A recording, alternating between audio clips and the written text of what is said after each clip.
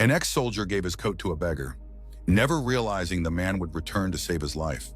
The cold had settled deep into Marcus Jensen's bones, a familiar ache that reminded him of nights spent in distant deserts where the temperature plummeted after sunset. But this was different. This cold came from within, an emptiness that 4 years of civilian life hadn't managed to thaw. The November wind cut through the streets of Boston like shrapnel, sending pedestrians scurrying for shelter. Marcus pulled his worn military-issue coat tighter around his broad shoulders, the fabric a reminder of another life, one with purpose, with brothers in arms, with certainty. His fingers, calloused from years of handling weapons and equipment, trembled slightly as they gripped the collar. The doctors had a name for it: chronic anxiety, PTSD, adjustment disorder. Marcus had his own name, the Hollow. He walked with the measured gait of a man who had once marched in formation, who had once known exactly where he belonged in the world. Now each step was just movement without destination. 4 years since his honorable discharge, and the world still felt foreign, a mission with no clear objective. Marcus had appointments to keep: the weekly session with Dr. Abernathy at the VA, the job interview at the warehouse that his caseworker had arranged, boxes to check, motions to go through. He checked his watch, an old Timex that had survived 2 tours in Afghanistan. 20 minutes until the interview. Plenty of time to walk the 6 blocks. The first flakes of snow began to fall, delicate and cold against his face. Marcus watched one land on his sleeve, a perfect crystalline structure that melted into the dark fabric of his coat, beautiful and temporary. Like so much in life, he was crossing Boylston Street when he saw the man huddled in the doorway of an abandoned storefront. At first glance, just another fixture of urban decay, another homeless person seeking refuge from the elements. But something about the man's posture caught Marcus's attention. The way he sat, knees drawn up tight against his chest, arms wrapped around them, not for warmth, but for control. Marcus recognized the position. It was how you held yourself together when everything threatened to fall apart. The man wore only a thin jacket, more suitable for early fall than the onset of winter. His beard was gray and unkempt, his eyes downcast. But what struck Marcus most was the stillness. Not the resignation of the habitually homeless, but the rigid control of someone fighting an internal battle. Marcus hesitated. He had his own battles to fight, his own appointment to keep. The job interview mattered. His savings were dwindling, and his modest veteran's benefits barely covered rent. He couldn't afford distractions or delays, yet he found himself slowing, then stopping altogether. 20 feet away, then 10, close enough to see the man's shoulders trembling, to hear the ragged edge of his breathing. "Excuse me," Marcus said, his voice rougher than intended. "You look cold." The man looked up, and Marcus felt a jolt of recognition. Not of the face, which was unfamiliar, weathered by age and hardship, but of the eyes. They held the same distant gaze he saw in his own mirror each morning, the 1,000-yard stare that had followed him home from war. "I'm fine," the man replied, his voice a gravelly whisper. "Just waiting out the weather." Marcus nodded, understanding the pride behind the words. How many times had he given the same answer when asked how he was doing? "I'm fine." The universal code for "I'm drowning," but refused to call for help. The snow was falling faster now, accumulating on the sidewalk, on the man's shoulders, in his beard. Without consciously deciding to do so, Marcus began to unbutton his coat. "Here," he said, shrugging out of the heavy fabric. "Take this." The man stared at the offered coat, confusion evident on his face. "I can't take your coat, son. You need it." Marcus shook his head. "I've got another at home. A lie, but an easy one. And I'm headed inside anyway." "Another lie?" "Please. It's going to get worse tonight." Something in his tone must have communicated more than his words, because the man's resistance faltered. With trembling hands, he reached for the coat. "I'm Marcus," he said as the man wrapped the coat around his thin frame. "Thomas," the man replied. "Thomas Riley." Their eyes met again, and in that moment, something passed between them. A recognition, an understanding, the silent acknowledgement of one survivor to another. "Thank you," Thomas said quietly. "Not many people would." "Yeah, well," Marcus shrugged, suddenly uncomfortable with gratitude. "Stay warm." He turned and continued down the street, the cold immediately biting through his thin sweater. His arms prickled with goosebumps, but there was a warmth in his chest that hadn't been there before. Small but present, like a single ember in a field of ash. The warehouse interview went poorly. Marcus was distracted, his answers mechanical. When asked about his 5-year plan, he'd almost laughed. 5 years. He could barely envision next week. The interviewer's expression had said it all. Another vet who couldn't readjust, who couldn't plan for a future he didn't believe he deserved. By the time Marcus left, the snow was falling heavily, transforming the city into something softer, quieter. He hunched his shoulders against the cold and began the long walk home, past the spot where he'd met Thomas. The doorway was empty now, just a drift of snow where a man had been. Marcus hoped Thomas had found somewhere warm for the night. His apartment was on the third floor of a converted factory building, all exposed brick and pipes, with windows that never quite sealed against the drafts. He climbed the stairs slowly, each step an effort. The warmth from his earlier act had faded, leaving only exhaustion and the familiar weight of isolation. Inside, he moved through his routine with military precision. Boots by the door, keys on the hook. Check the locks. Check them again. Stand at the window and scan the street below, a habit from deployments that civilian life couldn't break. His apartment was Spartan, a mattress on the floor, a single chair, a small table. No photos, no mementos, nothing to remind him of before. He made instant coffee and stood by the window, watching the snow transform the city. The coat had been a gift from his unit when he'd been discharged. Lieutenant Marcus Jensen, honorably separated after 8 years of service, 2 Purple Hearts, and 1 mental breakdown that no one officially acknowledged. The coat had been a joke of sorts, civilian clothes for civilian life. It had their unit patch sewn inside, their signatures on the lining, a piece of the brotherhood he'd left behind. And now it was gone, given to a stranger on the street. Marcus waited for regret to surface, but found only a curious emptiness. Not the hollow, but something different, something like relief. He slept that night without his usual nightmares, without the dreams of exploding Humvees and the faces of men he couldn't save.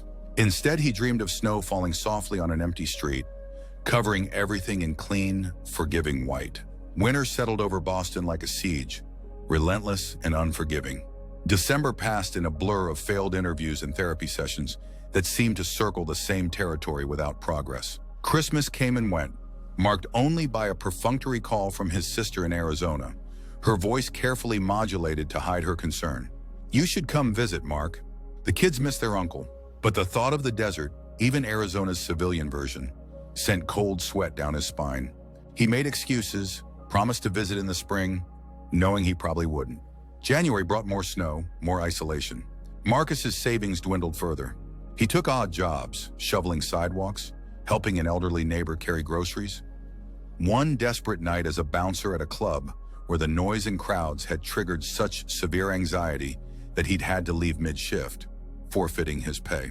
He thought about Thomas occasionally, wondering if the coat had helped, if the man was still alive. Boston's winters were deadly for those on the streets. Sometimes when he walked through downtown, he scanned the faces of the homeless, looking for the man with the 1,000-yard stare, but never found him. February arrived with a polar vortex, temperatures plummeting to dangerous lows. Marcus's building suffered a heating failure that the landlord seemed in no hurry to fix.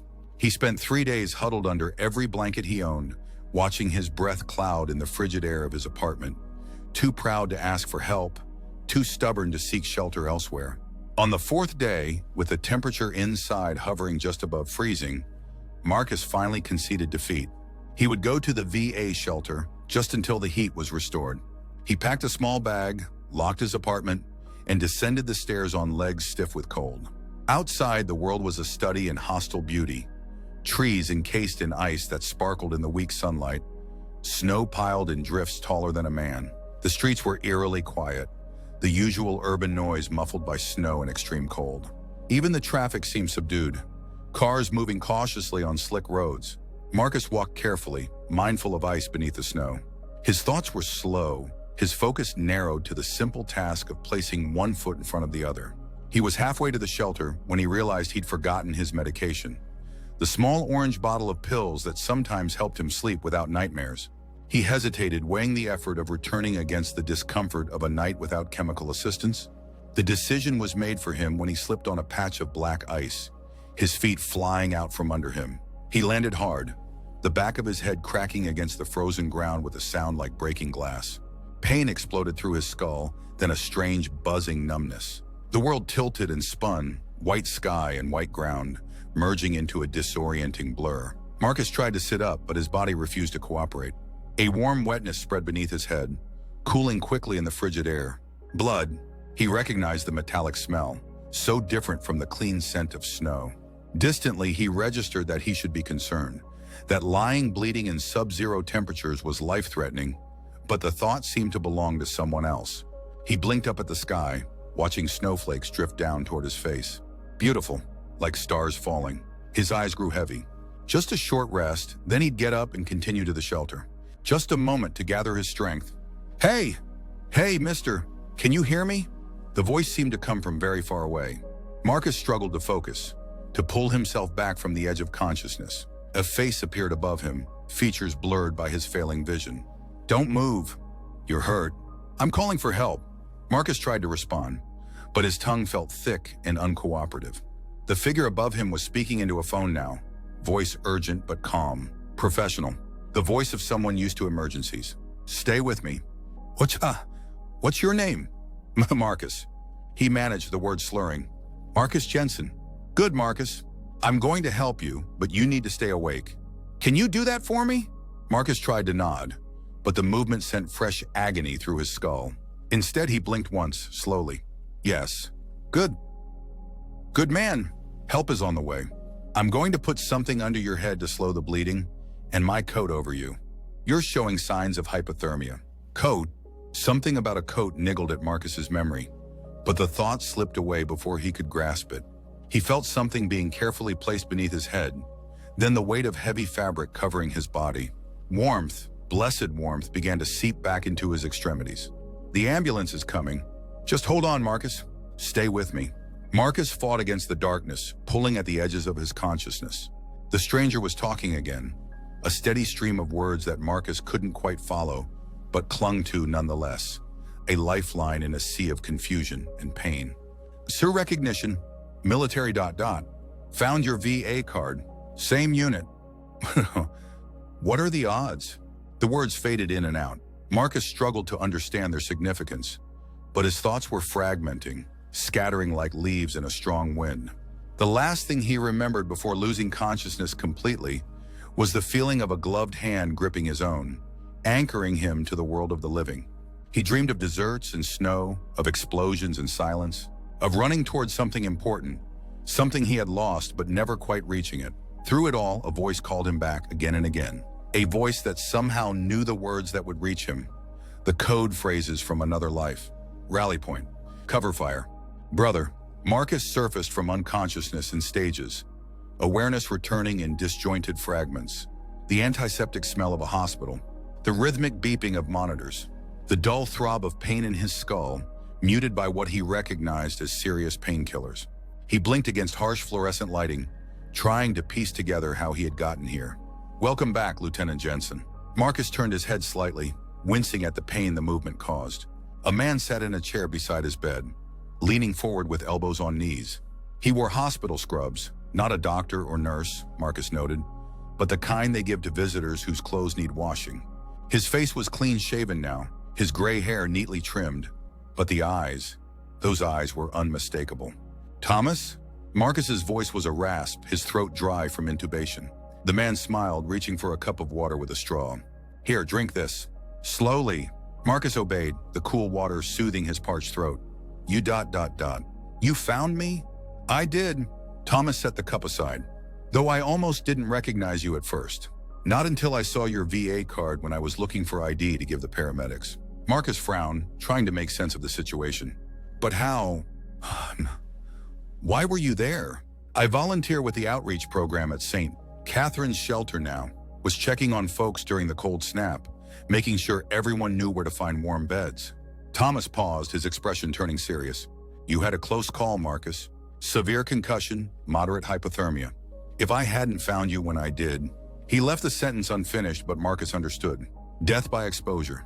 A lonely, quiet end on an empty street.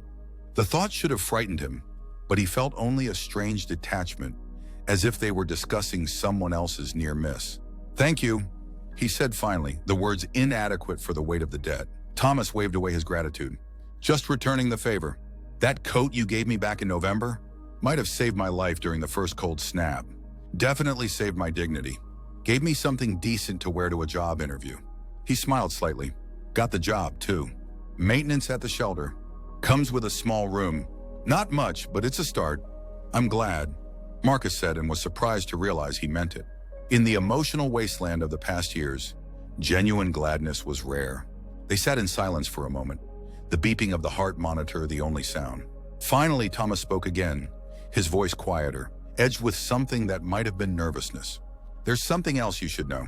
When I found your VA card, I saw your unit insignia. 3rd Battalion, 75th Ranger Regiment." He paused, seeming to gather himself. "I was 75th too. Different time, different war. Vietnam." Marcus stared at him, processing this new information. "You're a Ranger?" Thomas nodded. "Was. Long time ago now. Came home in 71. Didn't adjust well." A wry smile crossed his face. "Obviously. But your accent." "When we met, Boston born and raised. Spent a few years down south after the war. Picked up some drawl. Comes back sometimes when I'm stressed." Thomas shrugged. The mind does strange things to cope. Marcus tried to reconcile the homeless man he'd met months ago with the veteran sitting beside him now. Clean, composed, speaking with quiet confidence. More importantly, he tried to understand the cosmic coincidence that had brought them together. Not once, but twice. "What are the odds?" he murmured. "Astronomical," Thomas agreed. "Or maybe not. Maybe there's a reason. The chaplain at the shelter would call it providence." "And what do you call it?" Thomas considered the question. "I call it a second chance. For both of us." The words hung in the air between them, laden with meaning and possibility. Before Marcus could respond, a nurse entered, clipboard in hand. "Good to see you awake, Mr. Jensen. How's the pain on a scale of 1 to 10? 4? Marcus lied. It was closer to 7, but years in the military had taught him to underreport pain. The nurse didn't look convinced. She checked his vitals, made notes on her clipboard, adjusted his IV. "The doctor will be in shortly to discuss your results. And you," she turned to Thomas. "Visiting hours ended 20 minutes ago." "Yes, ma'am," Thomas said, rising from his chair. "I was just leaving." "Wait," Marcus said, suddenly afraid that if Thomas left now, he might never see him again. "Will you come back tomorrow?" Something in his voice must have communicated his fear, because Thomas's expression softened. "I'll be here. Get some rest, soldier." After Thomas left, the doctor arrived. A brisk, efficient woman who explained his injuries in technical terms that Marcus only partially understood. Concussion, hypothermia, minor skull fracture. No permanent damage expected, but observation necessary. Discharge in 2 to 3 days if all went well. "You're very lucky," she concluded. "Another hour out there in that cold with that head injury. Lucky." Marcus turned the word over in his mind after she left. He had never considered himself lucky. Surviving when others didn't hadn't felt like luck. It had felt like a cosmic mistake, an accounting error in the ledger of fate. But now, lying in a hospital bed with the prospect of a visitor tomorrow, he wondered if perhaps luck was more complicated than simple survival. Thomas returned the next day as promised, and the day after that. He brought magazines, decent coffee, smuggled past the nurses, news from the outside world. They talked, really talked, in a way that Marcus hadn't experienced since leaving the service. About war and its aftermath. About the long, difficult road of coming home. About the particular challenge of having been elite operators, trained to be exceptional, then thrust back into a civilian world that had no use for their highly specialized skills. The first few years were the hardest. Thomas told him, "I kept waiting for things to go back to normal, not understanding that normal was gone forever. Had to build something new instead. But you ended up on the streets," Marcus pointed out. Thomas nodded, no defensiveness in his acknowledgement. "I did. Got married, had a good 20 years. Construction work. 2 kids. Then Nancy died, cancer, and I just unraveled. Started drinking, pushing people away, making bad decisions. My kids tried to help, but I was determined to self-destruct." He shrugged. "Took about 5 years to hit bottom. Might have stayed there if a certain stubborn lieutenant hadn't given me his coat." Marcus looked away, uncomfortable with the implication that his small act of kindness had been in any way significant. "It was just a coat." "No," Thomas said firmly. "It wasn't just the coat. It was being seen. Really seen. Not as a homeless man, not as a problem to solve or avoid, but as a person going through a hard time. You looked at me that day and recognized something, didn't you?" Marcus nodded slowly. "The look in your eyes. I knew it. Exactly. And in that moment of recognition, you didn't look away. Do you know how rare that is? To be truly seen when you're at your lowest?" Marcus did know. He thought of all the averted gazes, the careful conversations that skirted around his obvious struggles, the well-meaning but useless platitudes.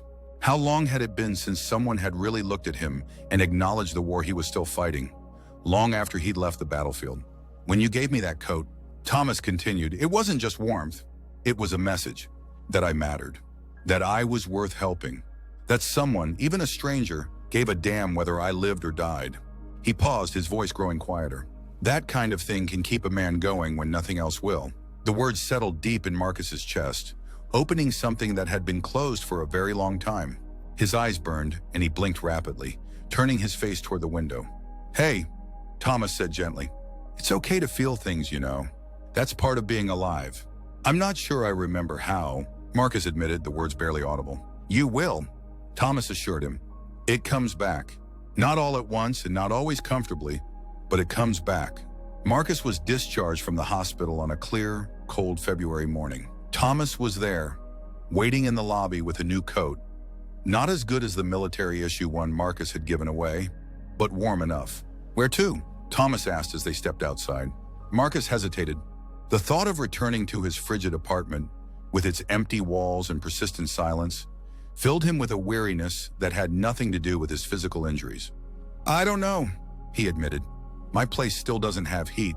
Thomas nodded thoughtfully. The shelter where I work has a veterans transitional program.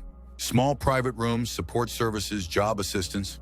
It's not permanent, but it's a good place to reset. If you're interested, pride rose up automatically. The ingrained resistance to accepting help, to admitting need. Marcus had been taking care of himself since he was 18 years old. He'd survived multiple combat deployments, led men in battle, endured physical and psychological trauma that would have broken many others. The idea of needing a shelter, of being a charity case, scraped against everything he believed about himself. And yet, would it help if I said I could use your expertise at the shelter? Thomas asked, clearly reading his hesitation. We're short-staffed, and having another vet around would make a difference to the guys, especially one with medical training. Marcus gave him a skeptical look. You're offering me a job? I'm suggesting a fair exchange. Room and board for skills and time. Thomas shrugged.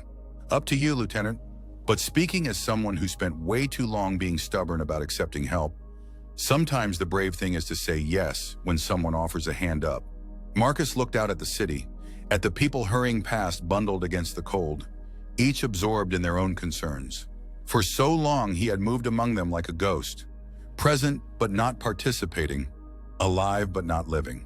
What did he have to lose by trying something different? Okay, he said finally, but just until I get back on my feet. Thomas clapped him on the shoulder, the gesture comfortingly familiar, reminiscent of camaraderie Marcus had thought lost forever. That's all anyone is asking. One day at a time, soldier. One day at a time. Saint. Catherine's shelter occupied a renovated school building in Dorchester, its red brick exterior weathered but solid. Inside, the institutional architecture had been softened where possible. Warm paint colors, comfortable if mismatched furniture, walls decorated with local artwork. It wasn't home, but it wasn't the sterile, hopeless place Marcus had imagined. Sister Margaret, the shelter's director, was a no-nonsense woman in her 60s with short gray hair and penetrating blue eyes that seemed to look straight through Marcus's carefully constructed defenses. Thomas speaks highly of you, she said, leading them through the building. Says you have combat medical training. I was a combat medic before OCS, yes. But that was years ago. The principles don't change, she replied. And we're not asking you to perform surgery. Basic first aid, recognizing when someone needs more serious help, knowing the difference between a bad cold and hypothermia, those skills would be valuable here. She showed him to a small room on the 3rd floor, formerly a teacher's office, now converted into basic living quarters. A twin bed, a desk, a small dresser, a window overlooking a playground where children from the neighborhood played despite the cold. It's not the Ritz, Sister Margaret said, but it's clean, it's warm, and it's yours for as long as you need it. The transitional program runs 3 to 6 months. After that, we help residents find permanent housing and employment. Thank you, Marcus said, setting down his small bag of possessions. I appreciate it. She studied him for a moment, her expression softening slightly. You know, Mr. Jensen, most of our staff have been where our residents are. Thomas isn't the only success story around here. People heal at their own pace, but they do heal. Remember that. After she left, Thomas helped Marcus settle in, showing him where to find extra blankets, explaining the meal schedule, introducing him to other staff members. By the time evening came, Marcus was exhausted, his head throbbing from the day's stimulation. "Get some rest," Thomas told him. "Tomorrow's soon enough to figure out what's next." Alone in the small room, Marcus sat on the edge of the bed, listening to the unfamiliar sounds of the shelter. Distant conversations, footsteps in the hallway, the clanging of pipes as the old heating system worked to keep the building warm. Different from his apartment, but not entirely foreign. There was something almost comforting about the ambient noise of other people nearby.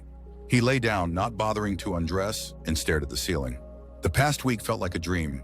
The fall, the hospital, Thomas's revelation, and now this place. A new beginning he hadn't sought or planned for. Sleep came surprisingly easily, deep and dreamless, his body surrendering to exhaustion and healing. Marcus woke to sunlight streaming through the window, momentarily disoriented by his surroundings. Then memory returned. The shelter, Thomas, his new temporary home. He checked his watch. 8:47 a.m., later than he'd slept in years. After a quick shower in the shared bathroom down the hall, he made his way to the dining area, where breakfast was still being served. The large room buzzed with morning activity, residents eating at long tables, volunteers clearing dishes, staff moving purposefully between tasks. Marcus hesitated in the doorway, suddenly overwhelmed by the number of people, the noise, the unfamiliarity of it all. "Marcus, over here!" Thomas waved from a corner table where he sat with a cup of coffee and a half-eaten plate of eggs. Relief washed over Marcus at the sight of a familiar face. He made his way across the room, nodding awkwardly at greetings from staff who had been introduced to him yesterday. "Sleep okay?" Thomas asked as Marcus sat down. "Better than I have in a while, actually." "Good, you're good. Sister Margaret wants to see you when you've had breakfast. Said to tell you there's no rush." Thomas pushed a clean mug toward him. "Coffee's decent." "Food's over there." He gestured toward a service line along one wall. Marcus got himself coffee and a plate of eggs and toast, surprised to find he had an appetite. As he ate, Thomas filled him in on the day's schedule. Maintenance tasks that needed attention, programs happening in various parts of the building, staff he should meet. "Don't worry about doing too much today," Thomas added. "Doctor said you should take it easy for at least a week." "I'm fine," Marcus said automatically. Thomas gave him a knowing look. "Sure you are. Humor me anyway." After breakfast, Marcus made his way to Sister Margaret's office. She greeted him with a brisk nod, gesturing to a chair across from her desk. "How are you settling in, Mr. Jensen?" "Fine, thank you. And please call me Marcus." "Marcus, then." She shuffled some papers on her desk, then fixed him with that direct blue gaze. "I've been reviewing your background. Military service, combat experience, medical training. All valuable. But what interests me most is your current situation." Marcus shifted uncomfortably. "Ma'am, you're experiencing what we call a turning point. A moment where your life could go in several different directions." She leaned forward slightly. "These moments are precious, Marcus, and terrifying. They represent both extraordinary risk and extraordinary opportunity." He wasn't sure how to respond to that. Sister Margaret didn't seem to expect him to. "I'm assigning you to work with Thomas for now. Half days only until you're fully recovered. You'll assist with basic maintenance, keep an eye on the veterans area, help with first aid as needed. We can reevaluate in a few weeks, see where your skills might be most useful." "Yes, ma'am. And Marcus?" Her expression softened fractionally. "We have resources here. Count you to run counseling, support groups. I encourage you to use them." He nodded non-committally and stood to leave. "One more thing," she said as he reached the door. "That coat Thomas is wearing, the one with your unit patch inside. He tells me you gave it to him when he needed it most." Marcus paused, surprised. "He still has it?" "He does. Says it reminded him who he was when he'd forgotten." She smiled, the expression transforming her stern features. "Sometimes the most important gifts we give are the ones that help people remember their own worth." Remember that, the first week at St. Catherine's passed in a blur of new routines and faces. Marcus shadowed Thomas, learning the rhythms of shelter life, when to check the boiler, which doors stuck in humid weather, how to de-escalate tensions among residents before they became problems. Despite his initial reluctance to accept help, he found the structure comforting, the purposeful activity a welcome distraction from his own thoughts. He was fixing a leaky faucet in one of the bathrooms when Thomas found him, toolbox open on the floor beside him. "Need a hand?" Marcus shook his head, tightening a connection with a wrench. Almost got it. What's up? Got a situation downstairs. New arrival. Vietnam vet, pretty shaken up. Won't talk to anyone except other military. Thought you might help. Marcus hesitated, setting down the wrench. I'm not good with people, Thomas. You know that. You're better than you think. And this guy, something about him reminds me of myself when I first came in. That look, you know? The look. Marcus knew exactly what he meant. He sighed, wiping his hands on a rag. All right, let me finish this first. 10 minutes later, he followed Thomas to a small intake room where a man sat hunched on a metal chair, a duffel bag at his feet. Early 60s, perhaps, with the wiry build of someone who had once been strong and had never quite lost it despite age and hardship. His clothes were worn but clean, his posture military straight despite his obvious tension. Mr.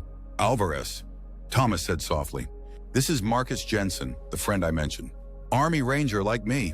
The man looked up, dark eyes assessing Marcus with the wariness of someone who had learned the hard way not to trust easily. Afghanistan or Iraq? Both, Marcus replied. 75th Regiment. Something in Alvarez's posture eased slightly at the confirmation. Marines. 2 tours in Vietnam. Key Sang Hu. Marcus nodded, recognition of significant battles showing respect without words. He sat in a chair across from Alvarez, not too close, giving the man space. Thomas says you just arrived. Alvarez nodded, his gaze dropping to his hands. Calloused, scarred, capable hands that trembled slightly. Lost my apartment yesterday. Development company bought the building, tripled the rent. A bitter smile twisted his mouth. 47 years I've lived in this city. Worked construction, paid taxes, voted in every election. Now I can't afford to live here anymore. The quiet dignity in his voice struck Marcus deeply.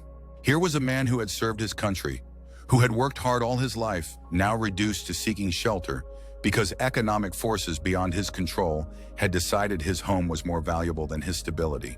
It's not right, Marcus said simply. Alvarez looked up, surprise flickering across his weathered features. No, it's not. But that's how it goes, isn't it? World moves on, leaves some of us behind. Not here, Thomas interjected. Not if we can help it. Mr. Alvarez Street.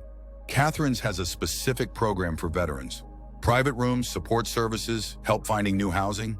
No time limit as long as you're working on your plan.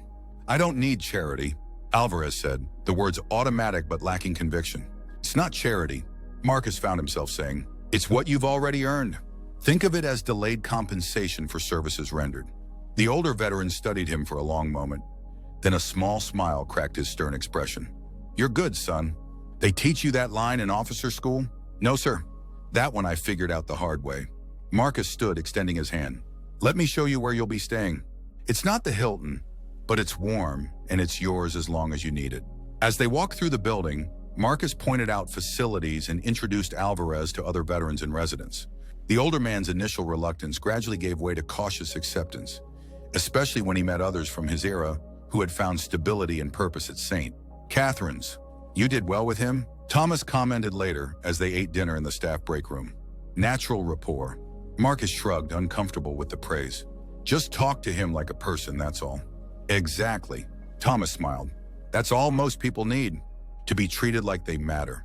The conversation stayed with Marcus that night as he lay in bed staring at the ceiling. He thought of Alvarez, of the dozens of other veterans at St. Catherine's, each with their own story of service and struggle. Of Thomas, who had gone from successful civilian to homeless and back again. Of himself, the long, lonely years since his discharge, the isolation he had both suffered from and cultivated. For the first time in a very long time, Marcus allowed himself to consider the possibility that his life might not be over, that the best parts might, in fact, still lie ahead. The thought was terrifying and exhilarating in equal measure. February melted into March, and March bloomed into April. Boston emerged from winter's grip, trees budding, crocuses pushing through soil in the small garden behind St. Catherine's. Marcus's days fell into a rhythm. Morning maintenance rounds with Thomas, afternoon first aid duties in the clinic, evenings helping with intake, or sometimes just sitting in the common room, playing chess with residents. To his surprise, he found himself drawn particularly to the older veterans. Men from Vietnam, the Gulf War, even a few from Korea. Their stories fascinated him, not just the war experiences, but the lives they had built afterward. the resilience they had shown in the face of challenges, both external and internal. Dude, you're good with them. Sister Margaret observed one evening, finding Marcus teaching Alvarez and 2 other Vietnam vets how to use the shelter's computers. They respond to you. Marcus shrugged, embarrassed by her approval. We speak the same language. More than that, you listen. Really listen. She studied him thoughtfully. Have you considered what you'll do when you're ready to leave us? The question caught him off guard. In the nearly 3 months since his arrival at St. Catherine's, Marcus had thought little about the future. Each day had been enough to focus on. The tasks at hand, the people who needed help, the slow healing of his own wounded spirit. Not really, he admitted. I guess I should start thinking about it.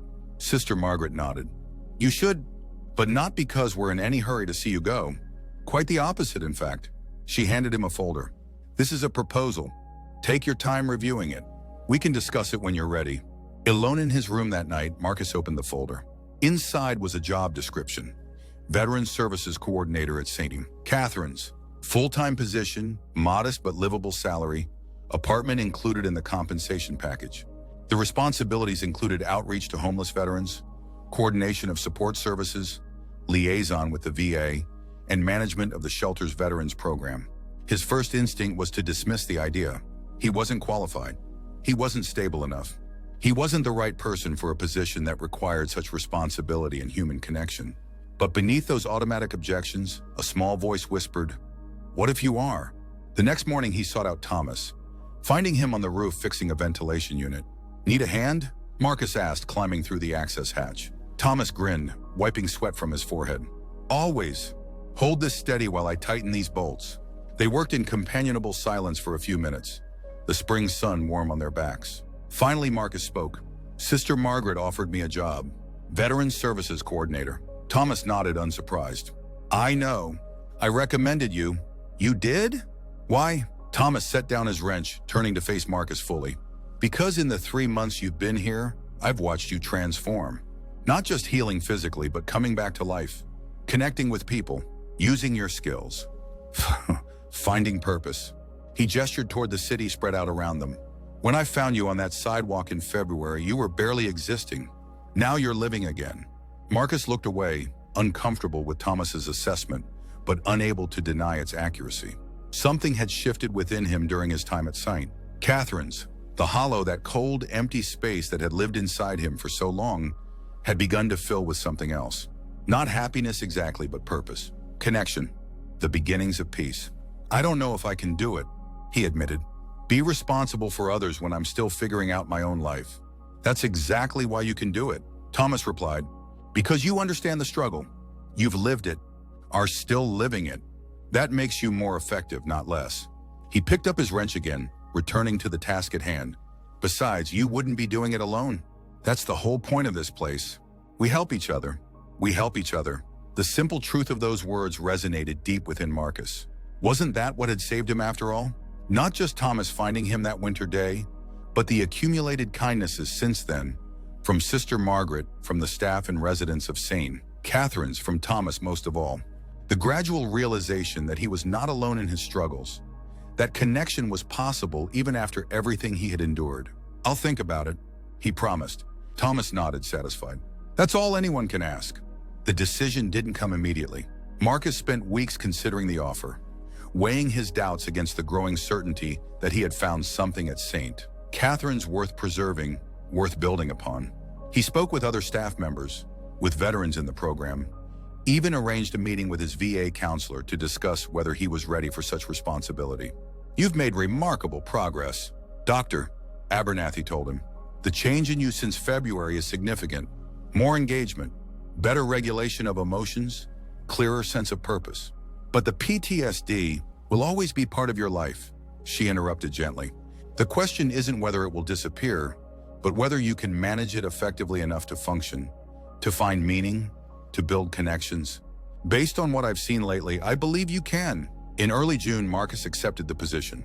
Sister Margaret greeted his decision with a brisk nod and a rare smile. "You'll start officially next month.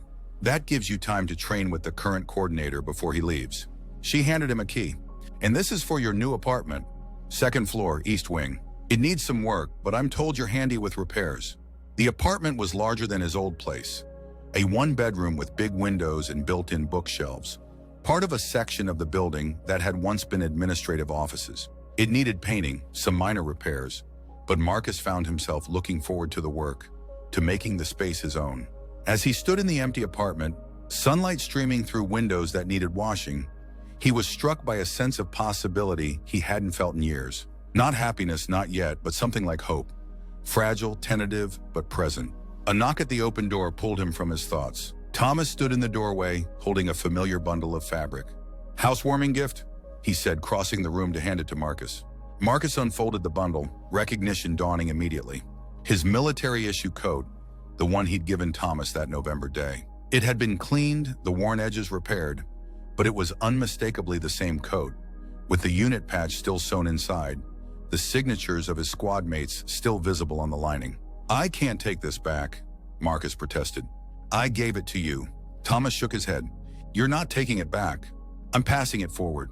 That's how it works." He gestured around the apartment, at the shelter beyond its walls. "Everything here is about that cycle. Receiving help when you need it, giving help when you can. The coat served its purpose for me. Now maybe it can remind you of yours." Marcus ran his fingers over the familiar fabric, emotion tightening his throat. The coat represented so much. His military service, his brothers in arms, the moment of connection with Thomas, the beginning of his journey back to himself. "Thank you," he said simply, the words inadequate but heartfelt. Thomas clapped him on the shoulder. "You're welcome. Now what do you say we start with those repairs? This place isn't going to fix itself." As they worked together that afternoon, patching holes, planning paint colors, discussing furniture options, Marcus found himself thinking about the strange, circular journey that had brought him here. How a simple act of kindness on a cold November day had set in motion a sequence of events that had quite literally saved his life. How Thomas had appeared at the exact moment Marcus needed him most. How St. Catherine's had offered not just shelter but purpose, community, a way forward. Coincidence? Providence? The universe's mysterious workings? Marcus wasn't sure he had an answer, wasn't sure it mattered. What mattered was that he was here, alive, beginning again. What mattered was that the hollow inside him was slowly filling with something warm and sustaining. What mattered was that he had found, against all odds, a place where his broken pieces made sense, where his struggles became strengths, where his past informed but did not determine his future. The coat lay folded on a windowsill, catching the late afternoon sun. Marcus paused in his work to look at it, remembering the cold day he had given it away, never imagining how that simple gesture would eventually circle back to save him. Not just physically, but in all the ways that truly mattered. Thomas followed his gaze, understanding in his eyes. "Fear. Full circle," he said quietly. Marcus nodded, a sense of peace settling over him like a familiar weight. Full circle. Outside, Boston continued its timeless rhythm. People hurrying past, absorbed in their own concerns, each carrying their own burdens and hopes. But inside, in this small corner of the world, two men who had once been strangers worked side by side, bound by a coat, by shared experience, by the mysterious alchemy that transforms kindness given into lives renewed. And for the first time in a very long time, Marcus Jensen felt like he was exactly where he belonged.